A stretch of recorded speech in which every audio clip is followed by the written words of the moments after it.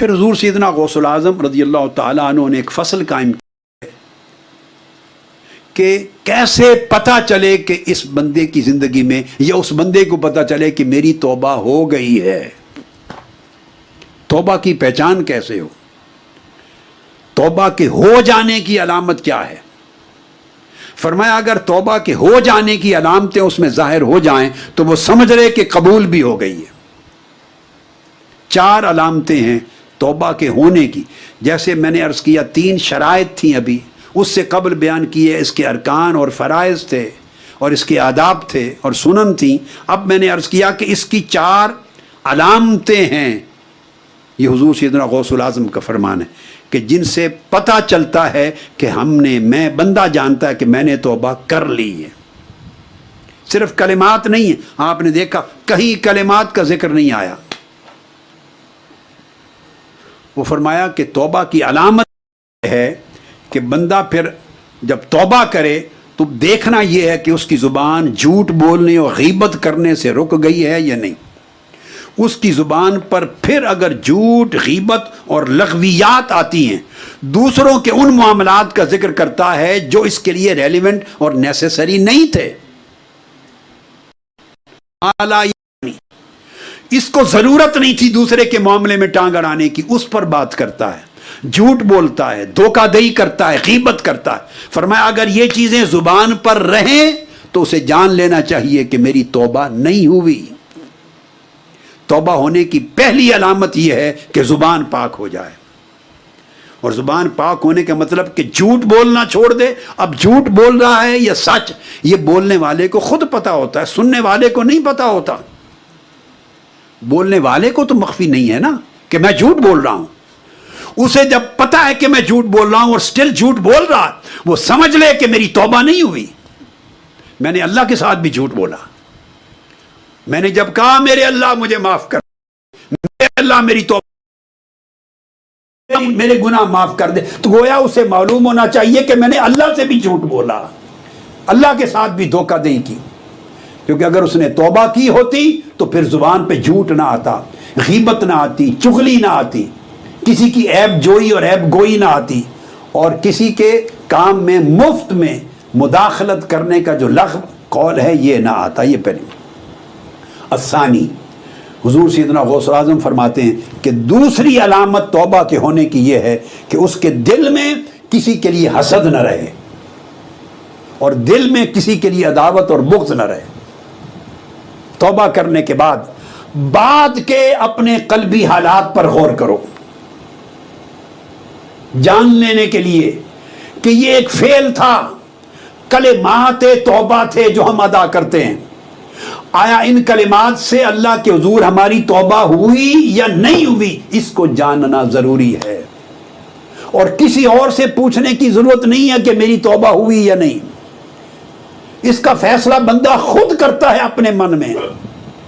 اگر وہ خود زندگی میں جھوٹ بولنا چھوڑ دے، غیبت چھوڑ دے، چغلی چھوڑ دے اور دوسروں کی عزت اور معاملات میں زبان کھولنا چھوڑ دے تو سمجھے ایک علامت ہے اس کو مل گئی خوشگوار کہ ہاں توبہ ہو گئی. نمبر 2، پھر اپنے دل کو دیکھے. پہلے زبان کو دیکھے، پتہ چل جائے گا کہ زبان بتا دے گی کہ توبہ ہوئی یا نہیں. پھر دل کو دیکھے، اگر زبان کی ہو گئی تو دل میں چانکے کہ دل میں کسی کے لیے حسد ہے یا نہیں، کسی کے لیے بغض اور عداوت ہے یا نہیں. اگر دل کسی کے لیے بغض اور عداوت فیل کرتا ہے، حسد فیل کرتا ہے، تو اس کا مطلب ہے توبہ دل تک نہیں پہنچی اور توبہ نہیں ہوئی.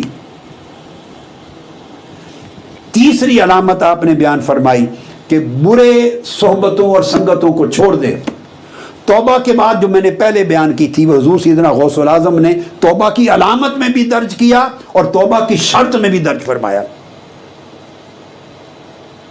کہ اگر توبہ کرنے کے بعد اسی سنگت میں بیٹھتا ہے جہاں سے اس نے گناہ لیا تھا، اسی صحبت کو اختیار کرتا ہے جہاں سے گناہ کی لت پڑی تھی، اسی دوستی میں جاتا ہے جہاں سے گناہ کی عادت پڑی تھی، تو اس کا مطلب ہے اس کی توبہ نہیں ہوئی، اس نے مکاری کی ہے.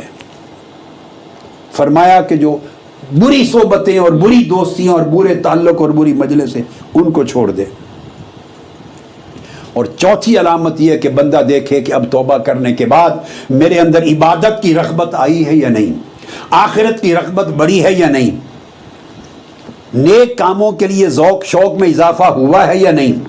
اگر عبادت میں، طاعت میں، تلاوت میں، قرات میں، نعت میں، ذکر میں، تسبیح میں، نیکی میں، بھلائی میں، احسان میں، لوگوں کی خیر کے امور میں اگر اس کی طبیعت کا ذوق و شوق بڑھ گیا ہے تو سمجھ لے کہ اس کی توبہ ہو گئی اور توبہ نے اثرات ڈال دیے۔ یہ اس کی علامات ہیں۔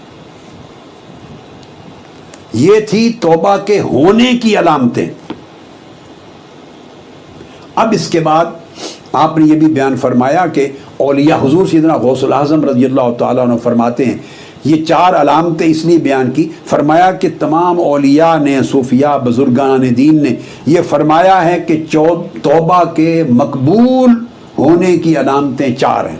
یہ مجھ سے آگے پہلے اپنا قول دیا ہے، اب فرمایا کہا گیا ہے سب اہل اللہ یہ کہتے ہیں کہ توبہ کی مقبولیت کی 4 علامتیں ہیں۔ ایک یہ کہ اصحاب فسق سے اپنا تعلق کاٹ دے، جنہوں نے، پھر وہی بات جو میں نے پہلے کی، جنہوں نے اسے گناہ پر آمادہ کیا تھا، جنہوں نے، جس صحبت نے اس پر گناہ کا کرنا آسان کر دیا تھا، جس تعلق اور دوستی نے اسے گناہ کا ذوق اور شوق پیدا کر دیا تھا، یا گناہ اتنا بھاری پہاڑ کی طرح ہے اسے ہلکا کر کے مکھی مچھر کی طرح دکھایا تھا اور وہ شیر ہو گیا تھا، گناہ کے کرنے پر جرأت آ گئی تھی، ان اصحاب الفسق کو، ان صحبتوں مجلسوں کو چھوڑ دے۔ اور دوسری چیز علامت یہ ہے کہ جمیع ذنوب سے، گناہوں سے کٹ جائے اور طاعتوں سے جڑ جائے، آئندہ نافرمانی سے کٹ جائے اور اللہ کی فرما برداری اور تابع فرمانی سے جائے۔ علامت یہ کہ دنیا کی جو فرحت ہے، رغبت ہے، چاہت اور شہوت ہے، اس کے اثرات دل میں ختم ہو جائیں یا کم ہو جائیں اور آخرت کی طرف دل راغب ہو جائے، آخرت کے اعمال زیادہ اہمیت اختیار کر جائیں اس کی زندگی میں۔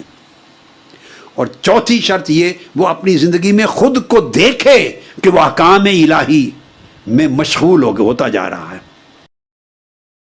زیادہ مسجد کی طرف آتا ہے، زیادہ نیک مجالس کی طرف آتا ہے، ذکر کی مجلسوں کی طرف آتا ہے، طاعات کے امور کی طرف آتا ہے، اللہ کے کام کی تبلیغ کرنے، دعوت دینے کی طرف زیادہ اس کو ذوق ملتا ہے، اپنے مشن کے کام میں رغبت اور شوق اس کو ملتا ہے، نیکی کے کام میں شوق ملتا ہے، لوگوں کی بھلائی، ان کا احسان، غریبوں کی مدد کرنا، محتاجوں کو خوش کرنا، مظلوموں کی مدد کرنا، بھوکے کو کھانا کھلانا، کمزور کو طاقت دینا، مدد کرنا، انسانیت کی خدمت کرنا، ان چیزوں میں اس کو راحت ملتی ہے۔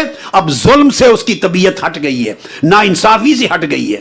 اگر یہ تبدیلی زندگی میں محسوس کرے تو وہ محسوس کرے کہ میری توبہ اللہ کی بارگاہ میں قبول ہوئی۔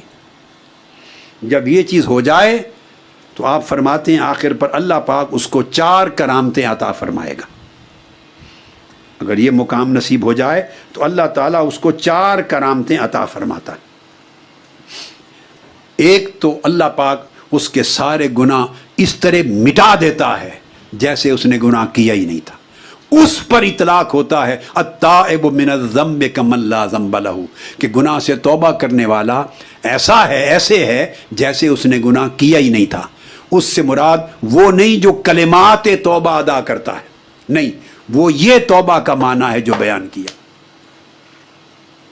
جو نادم ہو کر گناہ کو اور گناہ کی صحبتوں کو، گناہ کی مجلسوں کو، گناہ کی رغبتوں کو ترک کر کے اللہ کی طاعت اور عبادت اور تقوی کے ذوق کے ساتھ اللہ کی طرف آ جائے، جس کی زندگی تبدیل ہو جائے۔ جہاں سے گفتگو کا میں نے آغاز کیا تھا کہ توبہ وہ ہے کہ جو زندگی کو بدل دے۔ جن کلمات نے زندگی کو بدلا نہیں، وہ بھی ایک نیکی ہے۔ اللہ سے معافی مانگنا یہ بھی ایک نیکی ہے، ایک طاعت کا عمل ہے۔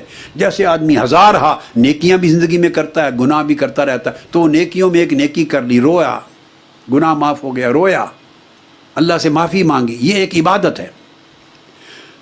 تو یہ ایک عبادت، یہ استغفار ہے، اس کو کہتے ہیں استغفار۔ قرآن مجید میں جا بجا آیا ہے استغفار کرو اللہ سے اور توبہ کرو، جا بجا آیا، اللہ سے معافی مانگو اور اس کی طرف توبہ کرو۔ ان دو کو اللہ پاک نے جدا بیان کیا ہے کئی مقامات پر. انبیاء کہا کرتے امتوں کو اللہ سے استغفار کرو، یعنی مغفرت طلب کرو اور توبہ کرو. یہ جو ہم کرتے ہیں ہاتھ اٹھا کر، یہ استغفار ہے، ہم اللہ سے معافی مانگتے ہیں. توبہ کرنا اس سے الگ ایک حقیقت ہے. معافی مانگنے کے بعد توبہ وہ ندامت ہے، وہ تبدیلی ہے، وہ ترک گناہ ہے، وہ اختیار اطاعت و تقوی ہے، جس سے پوری زندگی کا مزاج بدل جاتا ہے، زندگی کا رخ بدل جاتا ہے. اگر وہ تبدیلی واقع نہ ہو تو اس کا مطلب ہے استغفار کیا، توبہ نہیں کی.